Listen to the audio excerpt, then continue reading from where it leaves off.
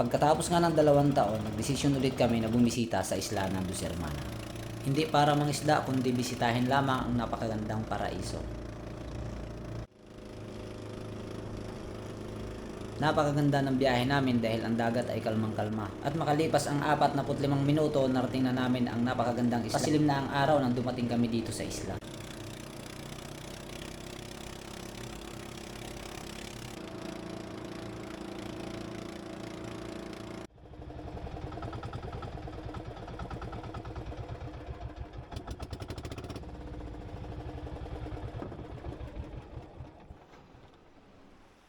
Touchdown! Woo! Sa loob ng 2 taon, nakatungtong ulit ako dito sa islang to. Ito yung bagay na sobra kong namiss.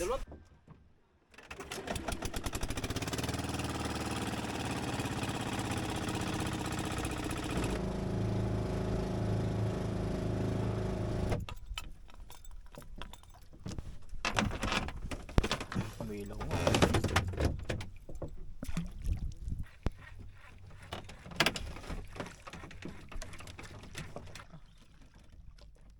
Pagkapilaw, kita yate pa?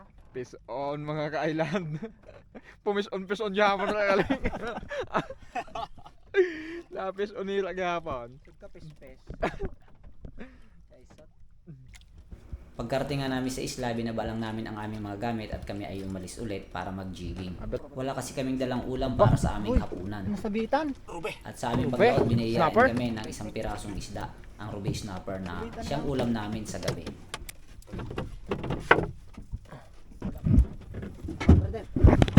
Mahalaan.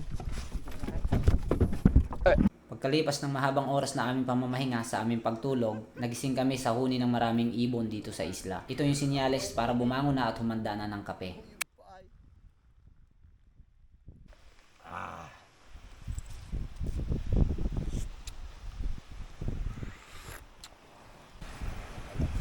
5:40 ang ating oras at ito kasalukuyan na kami ay nagkakape.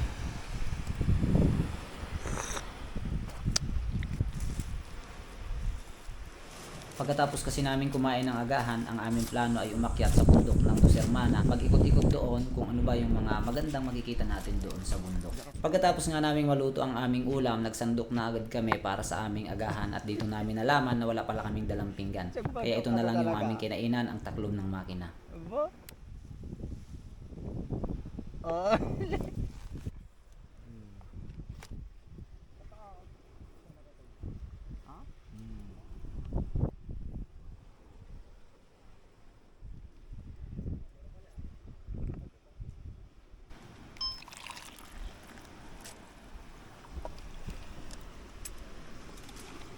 Yung manalangin, Ama naman Diyos sa langit, Panginoon, maraming salamat po sa mga biyaya na masarap namin ngayon sa pagmamit sa mga dagat. Mga bas-bas namin din sa Panginoon, kasi ng bawat ng patawad sa mga mga sa Diyos niya ni pray. Amen.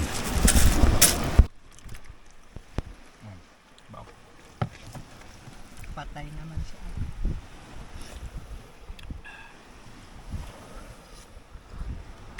Basta hindi yung tumba sa pagkatulay eh. Ang oras natin is alas 8 ng umaga. Tapos lang namin mag-agahan at ngayon aakyat kami dito sa upper part ng bundok ng isla. Dito sa taas.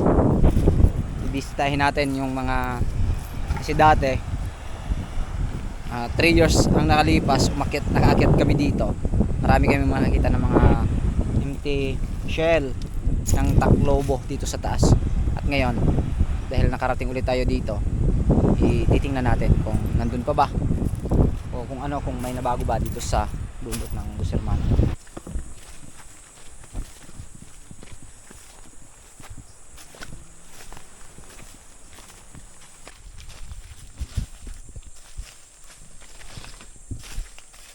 Nakakamangha ang lugar na to dahil habang kami ay naglalakad patungo sa bundok, ang aming mga tinutungtungan ay yung mga patay na corals. Ito ay nagpapatunay na ang islang ito ay nakalubog dati sa dagat, libong taon na ang nakakalipas.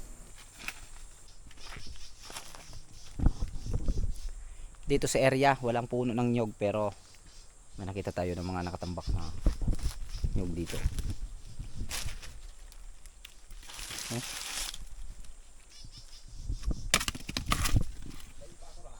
Pero dito sa area na to wala pong puno ng nyug dito sa isla na ito.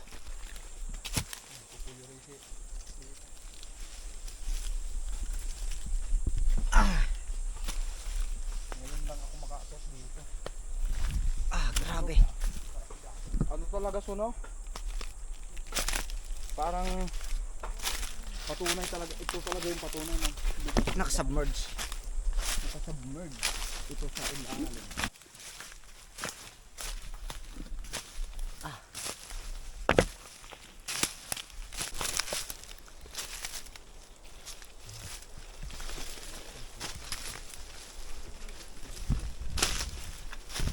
Anong meron dyan?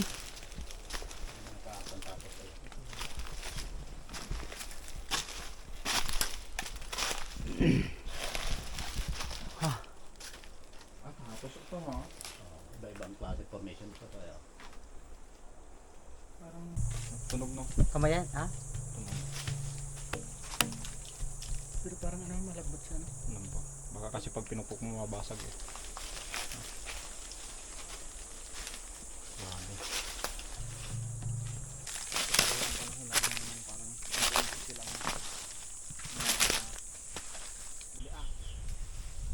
1,000 years ago, ang isla na ito ay nakalubog sa dagat.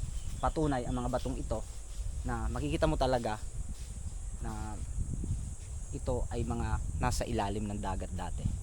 Kasi kakaiba yung bato, matatalas, at dun sa mga gilid-gilid ng bato ay mayroon talagang mga clams pa rin na hanggang ngayon ay nakakapit.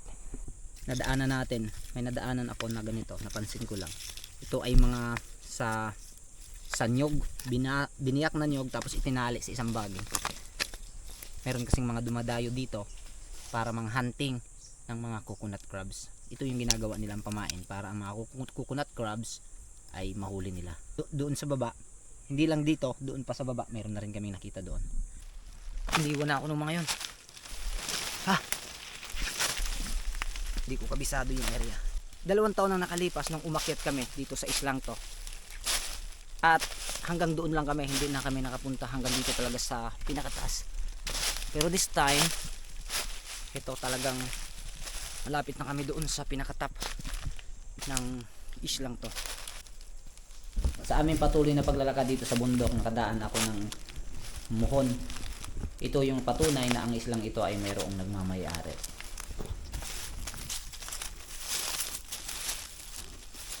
May muhon.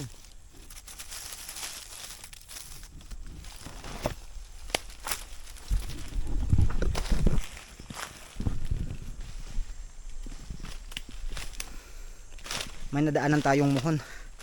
Ibig sabihin lamang na ang islang ito ay mayroon talagang nagmamayari. Nga lang, hindi lang natin kilala kung sino talaga. Kasi may mark. Wow. At ang gusto ko lang makita, kayo ako may umakyat ngayon dito, gusto ko uling makita yung mga giant clams, mga empty giant clams na nandito sa bundok. Pero matagal-tagal na akong naglalakad, wala akong nadadaanan. Pero nung mga nakaraang taon, 2 years, 3 years ago, nakalipas kami pumunta dito, napakarami pa dito sa area. Pinagkukuha ng mga tao yung mga malaking clams na dito sa tuktok or dito sa bundok ng Dusermana ay makikita mo dati na kalat-kalat lang. Nandito na pala tayo sa pinaka tuktok ng bundok. At halos puro bato, mga corals na patay ang tinutungtungan bago makarating dito. Mag-ingat tayo. Ingat. Grabe. Ang tatalas. Hindi pwedeng walang tsinelas dito.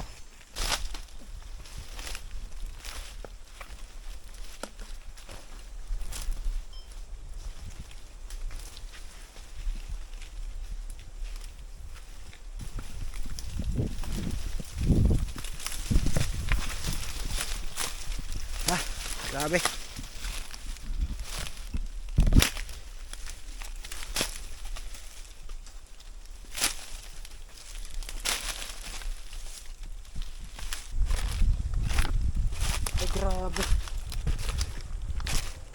Dagat talaga. Oh.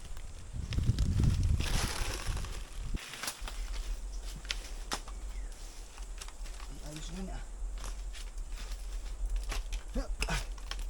Aray.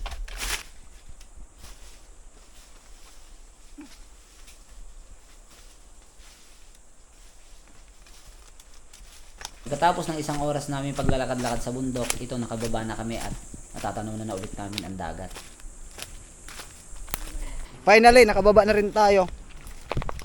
Pagkatapos natin maglakad ng isang oras, paikot-ikot doon sa bundok, ito, nakababa na tayo. Nadaanin din natin yung maraming mga bonsai. Ayan, oh. Ito po yung mga bonsai. Mga bonsai. Ito po yung talagang tunay na bonsai.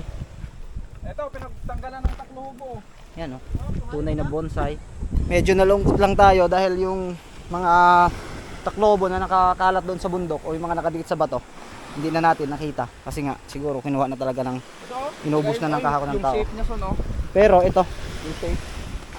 Nadaanan pa tayo. Tanggalan din. Yan.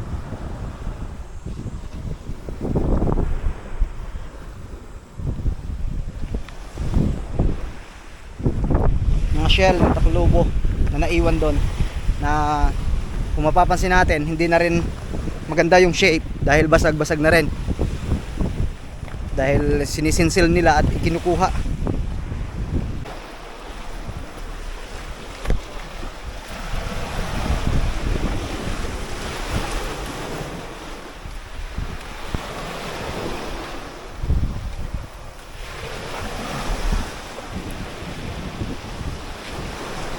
Ito, meron pa dito isa.